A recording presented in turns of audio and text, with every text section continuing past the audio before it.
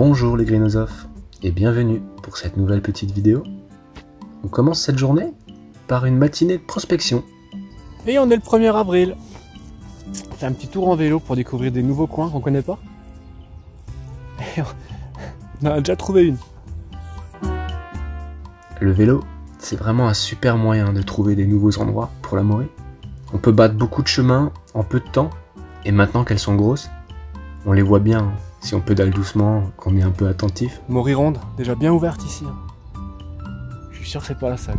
Je vais fouiller tout ce coin.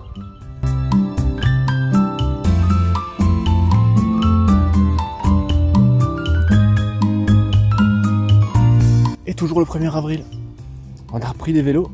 Et on a fait à peu près 8 mètres avant de trouver la deuxième. Alors bien sûr, ces endroits sont souvent connus. D'ailleurs ces Maury ont sûrement été oubliées, elles ont dû sortir un peu plus tard, mais elles ne devaient sûrement pas être toutes seules ici. Je repasserai plus tôt l'année prochaine, cela peut être intéressant. Et j'ai trouvé une petite rareté, un champignon que je trouve pas tous les ans par chez moi. C'est la verte conique. Je vous montre ça ?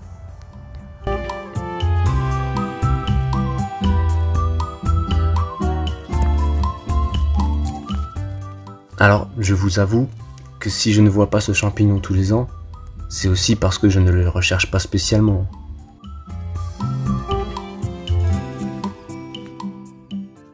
Nul doute qu'il doit être observable bien plus fréquemment. Mais il reste quand même relativement rare ici, alors qu'il est très commun dans d'autres régions. Ne le cueillez pas si vous le croisez, il n'a aucun intérêt gustatif.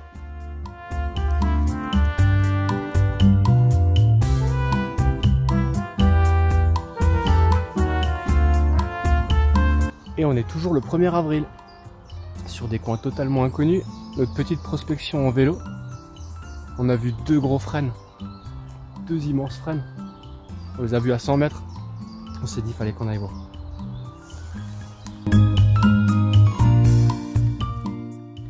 Désolé pour le cadrage, je voulais vous montrer ce gros frêne, mais c'est complètement raté. Alors, il n'y en a qu'une, mais elle est belle.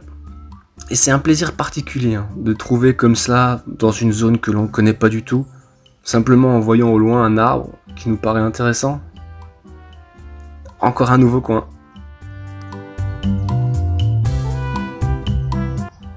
Et on est toujours le 1er avril, notre petite prospection en vélo.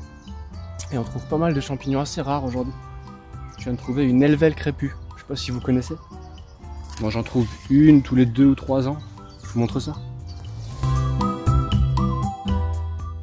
Alors pareil, je passe pas ma saison à chasser l'Elvelle crépue.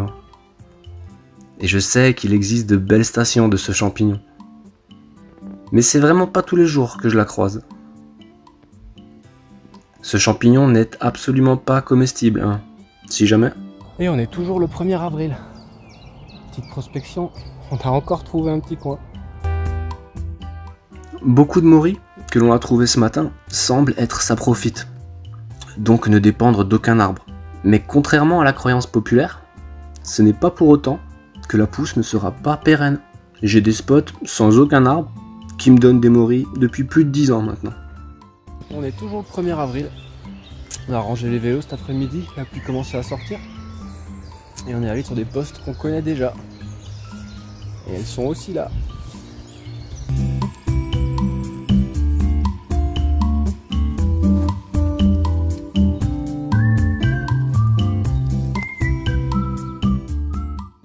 Et nous voici de nouveau sur un super spot.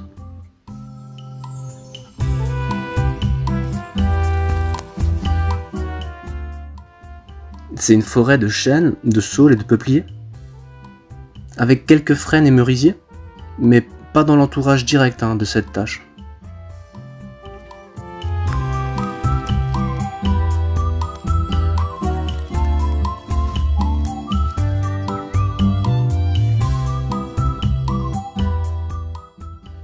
Ici, elle pousse sur un sol recouvert d'un mélange d'ail des ours, de lierre, d'anémone sylvie, de ficaire, avec quelques ronces à gauche à droite.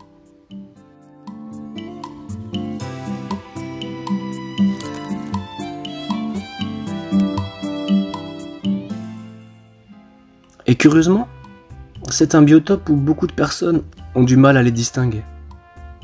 J'ai déjà remarqué ça à plusieurs reprises, quand j'emmène des gens avec moi.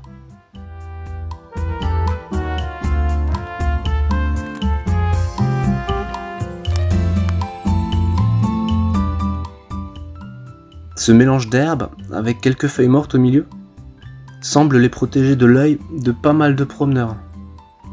C'est une bonne chose.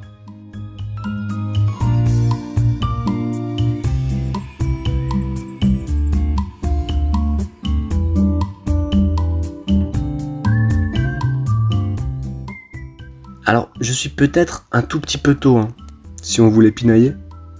Cela aurait été parfait de passer dans 2 jours, je pense. La grande majorité est à point, mais certaines peuvent encore s'ouvrir et gonfler un petit peu.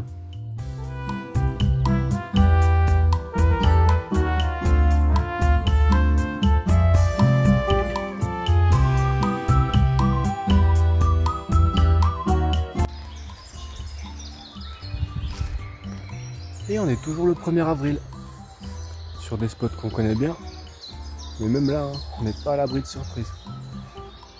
Vous voyez ces moris, des fois on est à 1 mètre d'elles, 2 mètres, on les voit pas. Et il y a d'autres moris, on les voit du bout de la forêt. C'est fou.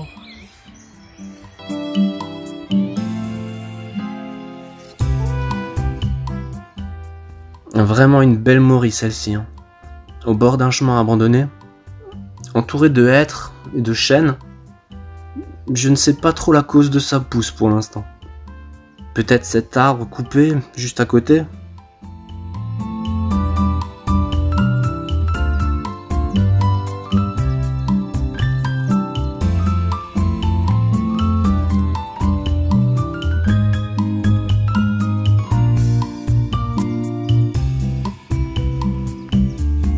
Ce qui est encore plus fou, c'est qu'elle a l'air vraiment toute seule. Je fais tout le tour de ces ronces, j'ai rien vu du tout. Bon, je suis content quand même, ça doit être une morie de 150 grammes au moins. Je vais peser ça en rentrant.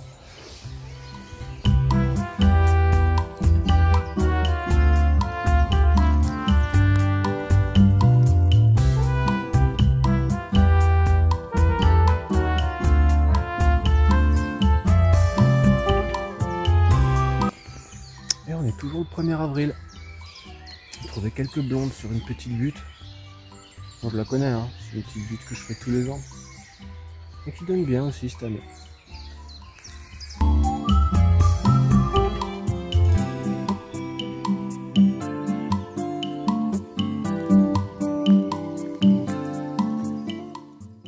Ce talus est en vérité un vestige d'une très vieille tranchée de la guerre, sur laquelle la nature a bien repris ses droits depuis.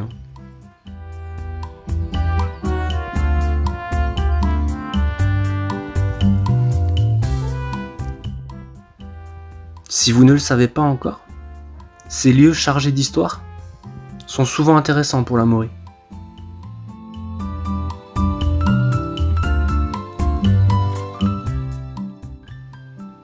J'ai plusieurs bons endroits sur d'anciennes zones de combat, disséminées dans une bonne partie du Grand Est.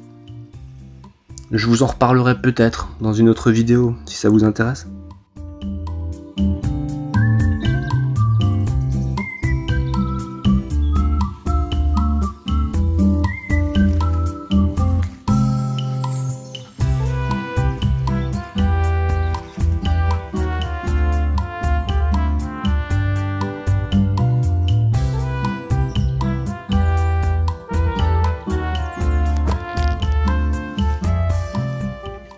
Et en rentrant, je suis encore tombé sur quelque chose que je ne vois pas à chaque sortie. C'est la variante albinos de l'ail des ours. C'est joli, Je me demandais si vous en voyez beaucoup dans les autres régions par chez vous. Moi, je dois croiser plusieurs millions de plants d'ail des ours, je pense, avant d'arriver à en trouver quelques-uns avec ce gène qui s'exprime. Voilà les Greenosophes, comme d'habitude, j'espère que cette petite balade vous a plu. Et j'espère aussi que vous passez de bons moments dans la nature, en ce moment. Je vous retrouve très bientôt pour de nouvelles aventures. Et d'ici là, prenez soin de vous. Ciao ciao.